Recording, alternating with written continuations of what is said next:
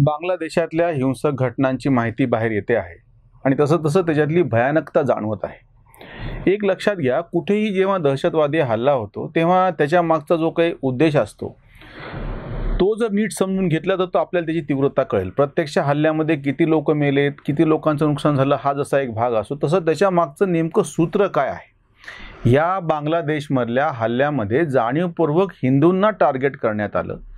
ज्या पद्धतीने black leaves matter म्हणून जी चळवळ, ज्याच्या बाबतीमध्ये पुरोगामी नेहमी आरडाओरडा करतात की बाबा अमेरिकन खंडामध्ये जाणीवपूर्वक कृष्णवर्णीयांना त्रास दिला जातो, त्यांची मानहानी केली जाते किंवा त्यांचे बळी पण घेतला जातो, हा सगळा जो प्रकार कसा घृणास्पद आहे, त्याच पद्धतीने आता बांगलादेशामध्ये ठरवून जाणीवपूर्वक हिंदू आहेत म्हणून त्यांच्यावरती अत्याचार केले गेले, हे जास्त भयानक आहे। एरवी एखादी दहशतवादी घटना घडते, युद्ध असतात, त्या सगळ्या ह्याच्यामधलं आपण जीवितहानी बघतो, हा एक भाग आहे।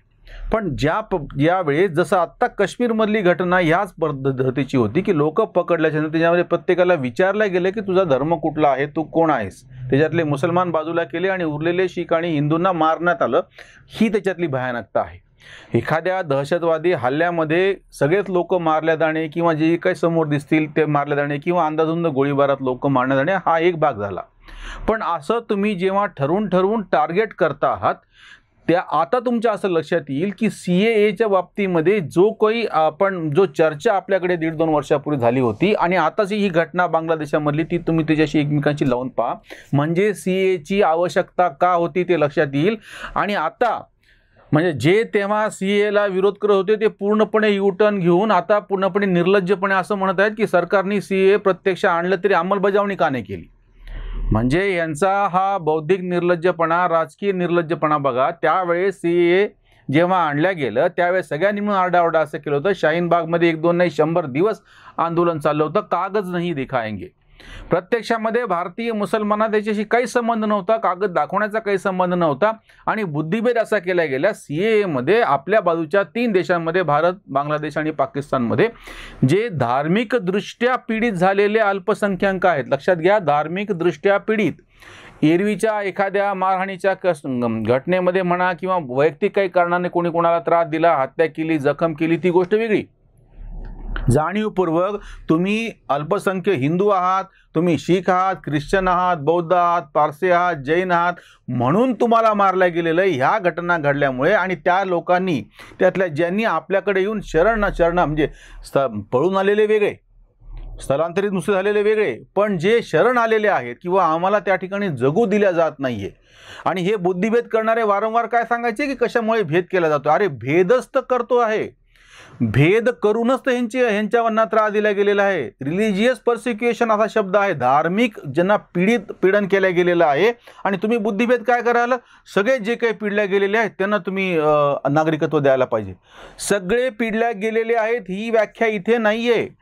एखाद्या कुठल्याही देशामधल्या नागरिकाला, एकाही नागरिकाला त्रास होऊ नये ही तुमचं म्हणणं बरोबर आहे, पण परदेशातल्या आपल्या देशाच्या नसलेले कोणी हिंदू का असेना त्या सगळ्यांना नागरिकता देणे ही आपली जबाबदारी नाही, कुठल्या देशाची नाही। कुठलाही देश त्या देशामध्ये इतर कोणाला नागरिकत्व द्यायचं आहे याच्या बाबतीत विशिष्ट अटी घालतो, आणि त्या ज्यांना मंजूर होतील ते सगळे आपले नागरिक होतात।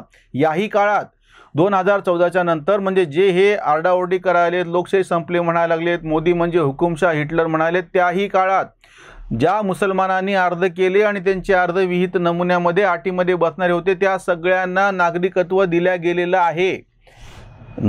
सर्वसामान्य पातळीवरती नागरिकत्व देण्याची जी प्रक्रिया भारतातली आहे ती तशीच चालू आहे, त्याच्यामध्ये कुठलाही भेदभाव केला जात नाही। फक्त आपल्या देशाची संविधान घटना, आपल्या देशाचे नियम ते पाळण्याच्या संदर्भातले जेवढे काही अटी आहेत तेवढ्यात फक्त तपासले जातात। पण असं हे समजून न घेता, आणि ही जी केस होती बांगलादेशच्या हिंसाचारानंतर परत एकदा सिद्ध झालेलं आहे की आपण CAAचा जो कायदा आणला तो किती योग्य होता। आपल्या बाजूच्या देशांमध्ये जे धार्मिक अल्पसंख्याक आहेत त्यांना जाणीवपूर्वक त्रास करून दिला जातो, आणि त्यांना जाण्यासाठी दुसरी जागा नाहीये। मुसलमानांना जे अत्याचार झाले त्यांच्यावरती, त्यांना जाण्यासाठी इतर कितीतरी देश आहेत, 56-57 मुस्लिम बहुल देश आहेत। मुस्लिमांवरती मुस्लिम म्हणून अत्याचार होत नाहीत। जो काही त्या ठिकाणी हिंसाचार घडवतात त्याची कारणं वेगळी आहेत, पण अगदी बाकीच्यांसाठी सुद्धा जेव्हा जेव्हा हिंसाचाराची जी काही वेगळी कारणं आहेत ती आपण गृहीत धरलेली नाहीत. धार्मिकदृष्ट्या जाणीवपूर्वक एका समूहावरती अत्याचार केले गेले आणि हे समूह फक्त तिथले धार्मिक अल्पसंख्याकच आहेत, तिथले मुसलमान नाहीत. तिथल्या मुसलमानांवरती मुसलमानांनी केलेले अत्याचार हे दुसऱ्या पद्धतीचे आहेत. त्याच्यामुळे हा जो बुद्धिभ्रम केला जातो ना, आज जेव्हा या बांगलादेशमध्ये जाणीवपूर्वक हिंदूंना ठार करण्यात आलं, अत्याचार करण्यात आले, महिलांवरती बलात्कार करण्यात आले, मंदिरं तोडल्या गेली, ही आत्ताची झालेली घटना आहे. तेव्हा हे उत्तर देत नाहीत की हे ठरून ठरून केल्या गेलेलं आहे. कुठल्याही म्हणजे कुराणच्या शिवाय इतर कुठल्याही धर्मग्रंथामध्ये तुमच्या धर्माच्या नसलेल्या लोकांसाठी किती क्रूरतेनं कसं वागावं असं लिहिल्या गेलेलं नाही. न हिंदूमध्ये लिहिल्या गेलेलं आहे, ख्रिश्चनामध्ये लिहिल्या गेलेलं आहे, ज्यू नाही, पारशी नाही, बौद्ध नाही, इतर कुणाच्याही धर्मग्रंथांमध्ये तुमच्या धर्माच्या शिवायच्या इतर नागरिकांशी कसं आणि काय वागावं याच्या बाबतीमध्ये ज्या पद्धतीच्या क्रूर अशा कलमा कुराणमध्ये आहेत त्या मूळच्या कोणाच्या आहेत हा वादाचा विषय असू शकतो. तज्ज्ञांनी त्याच्यावर जरूर वाद करावा. भारतामध्ये या पद्धतीच्या आयात ज्या आहेत 36 या काढून टाका कुराणमधून की ज्या दहशतवादाला प्रोत्साहन देतात. हे वारंवार सांगितलं गेलं. सर्वोच्च न्यायालयामध्ये याचिका पण दाखल केली गेली, दुर्दैवाने ती फेटाळली गेली. म्हणजे आमच्या धर्मग्रंथामध्ये हे जे काही जिहादी तत्व आहेत ते आम्हाला नको आहेत असं काही मुस्लिमच म्हणत आहेत, आग्रहानं मांडणी करत आहेत. हे लक्षात घ्या. तसं इतर बाकीच्या धर्मग्रंथांमध्ये ज्या धर्मग्रंथांमध्ये म्हणण्याच्या पेक्षा चालीरीती परंपरांमध्ये ज्या पद्धतीचे दोष होते त्या त्या धर्मांनी ते बदलून घेतले, सुधारून घेतले, आपल्यामध्ये बदल केले.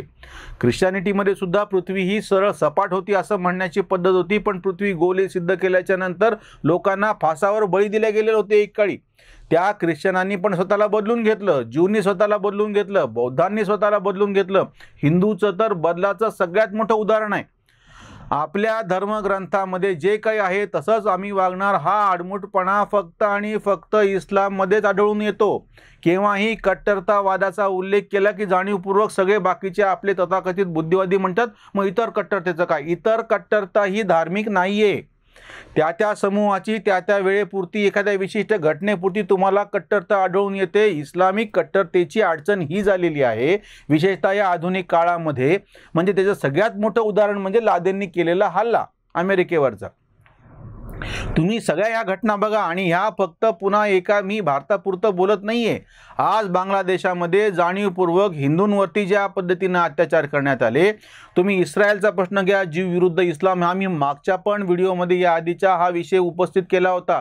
इस्लाम विरुद्ध जीव, इस्लाम विरुद्ध ख्रिश्चॅनिटी, इस्लाम विरुद्ध बौद्ध, इस्लाम विरुद्ध हिंदू, प्रत्येकाशी हिंसक पद्धतीनं प्रतिकार, जिहादसारखं वातावरण किंवा जिहादसारखा हिंसाचार या इस्लामिक कट्टरवाद्यांनी केलेला ही अडचणीची गोष्ट आहे. एखादा कट्टरपंथी ग्रुप आहे, गट आहे, जहाल गट आहे, अतिरेकी गट आहे, ते काही कारवाया करतात, त्यांच्या विरुद्ध आपण कारवाई करून ते नेस्तनाबूत करू, हा एक भाग झाला. पण ही मानसिकता आमच्या प्रत्यक्ष धर्मग्रंथामधून येते. आणि अगदी आत्ताच फुरफुरा शरीफचे जे पीरजादा अब्बास सिद्दीकी आहेत त्यांचं जे भडक विधान आलेलं आहे की मला स्वातंत्र्य आहे, मला स्वातंत्र्य आहे माझ्या धर्मग्रंथाच्या बाबतीमध्ये अपमान करण्याचा शिरधडा वेगळा करण्याचा. भारतीय घटना तुमच्यावरती झालेल्या कुठल्याही अन्यायाच्या बदल्यामध्ये तुम्हाला हे स्वातंत्र्य देत नाही. तुमचा अपमान हो, तुमच्या धर्मग्रंथाचा अपमान हो किंवा तुम्हाला वाटते म्हणून तो अपमान हो, पण तुम्हाला तुमच्या हातामध्ये कायदा घेता येत नाही. कृषी आंदोलनाच्या बाबतीतला हाच मुद्दा आहे. तुमच्यावरती अन्याय झाला, तुम्हाला निदर्शनं करण्याचा, आंदोलन करण्याचं स्वातंत्र्य असलं तरीही तुम्हाला रस्ता रोखून इतरांचं संचार स्वातंत्र्य बाधित करण्याचा अधिकार नाही. तुमच्यावरती अन्याय झाल्याच्या नंतर त्या अन्यायाला दाद मागण्याची एक विशिष्ट पद्धत आहे, ती तुम्हाला पटो किंवा न पटो. भारतीय घटनेमध्ये तुम्हाला एक विशिष्ट हत्यार दिलेलं आहे स्वातंत्र्याचं. त्याचा उपयोग असा नाही करता येत की त्या स्वातंत्र्याचा वापर करून मी दुसऱ्याच्या स्वातंत्र्यावरती गदा आणू शकेल म्हणून. आज पश्चिम बांगलादेशामधला जो मुद्दा समोर येतो आहे तो आपल्यासाठी जास्त आपल्या हृदयाला पीळ पाडणारा असा आहे की हा तोच देश आहे की जो तेव्हाच्या पूर्व पाकिस्तान आणि पश्चिम पाकिस्तान असे जे दोन भाग होते, त्या पश्चिम पाकिस्तानी ह्या पूर्व पाकिस्तान म्हणजे बांगलादेशवरती अत्याचार केले. यांचं कायद्यानं निवडणुकीद्वारे मिळालेलं बहुमत नाकारलं. शेख मुजीबुर रहमानची हत्या केली. तिथं असंतोष होता. बांगला भाषा, बांगला संस्कृती मानणारे हे लोक होते. यांना तिकडचे उर्दू भाषिक पंजाबी विशेषतः करून मानायला तयार नव्हते. या भांडणामध्ये जे गृहयुद्ध झालं त्यांच्यामध्ये आपसात यादवी झाली. त्यावेळेस आपण याच बांगलादेशचा बचाव केलेला आहे आणि त्यांचं स्वातंत्र्य बहाल करण्यासाठी मदत केलेली आहे आणि लाखो विस्थापित झालेल्यांचं दुखणं आपण सहन केलेलं आहे. आपण ज्याला मदत केली तो आपला मित्र उलटून आपल्या पाठीमध्ये सुरा भोसकतो आहे. हे याच्यामधली सगळ्यात अडचणीची गोष्ट आहे. आणि हे आता जे तथाकथित विद्वान आहेत ना ती ही गोष्ट बाजूला ठेवत आहेत, ती लपवत आहेत आणि सीएचा मुद्दा अर्धवट पद्धतीनं समोर करून सीएमध्ये आपल्या बाजूच्या देशांमध्ये धार्मिक उत्पीडन झालेल्यांना नागरिकत्व देण्याचा मुद्दा होता. भारतीयांचा काहीच संबंध नव्हता त्याच्यामध्ये. आणि बाहेरच्या देशातले इतर उत्पीडित जे लोक आहेत त्यांचं काय करायचं त्याच्यावर आपण जबाबदारी घ्यायची गरज नाही. आपण एक आधीच एवढी मोठी लोकसंख्या असलेले देश आहे, तेव्हा बाकीच्यांची जबाबदारी घेण्याची आपल्याला कुठलेच कारण नाही. फक्त आपले या देशामध्ये ज्यांना जे धार्मिक अल्पसंख्याक आहे बाजूचे त्यांना इतर कुठे आसरा नाही आहे, विशेषतः हिंदूंना. म्हणून त्यांना आपल्याकडे नागरिकत्व देणं ही आपली जबाबदारी पण आहे, नैतिकता पण आहे. पण हे बाजूला ठेवून ज्या पद्धतीनं अशा या गोष्टींचं पण समर्थन केलं जातं अतिशय निर्लज्जपणे की बाबा सीए तुम्ही आणला म्हणून त्याची प्रतिक्रिया उमटते, असं बोलणारे लोक आपल्याकडे टीव्ही चॅनलवर बसून चर्चा करतायत. हा जो विषय समोर आलेला आहे बांगलादेशचा त्याच्यावरची ही उसंत वाणी. बांगलादेशात हिंदूंचा संहार विषारी फुत्कार धर्मांधांचे, सेक्युलर येथे वाजते डफली हिंदूंची कापली मान तिथे, सीए विरोधी केला ज्यांनी शंख त्यांना बसे डंख कट्टरांचा, बांगलादेशी हा ओके द्वेष आग फणा काढी नाग धर्मवेडा, अडकले होते पाक जबड्यात वाचवे भारत बांगलादेशा, उपकाराची या जराना जाणीव हिंदूंचा घे जीव नीचपणे, कट्टर इस्लामी धर्मांधता शाप जगात त्याचा ताप कांत म्हणे. जो सगळ्यात कळीचा मुद्दा आहे आणि हा पुरता भारतापुरता नाही जगभराचा आहे की इस्लामच्या कट्टरवाद्याला इस्लामच्या प्रत्यक्ष धर्मग्रंथामधून खतपाणी भेटतं आहे.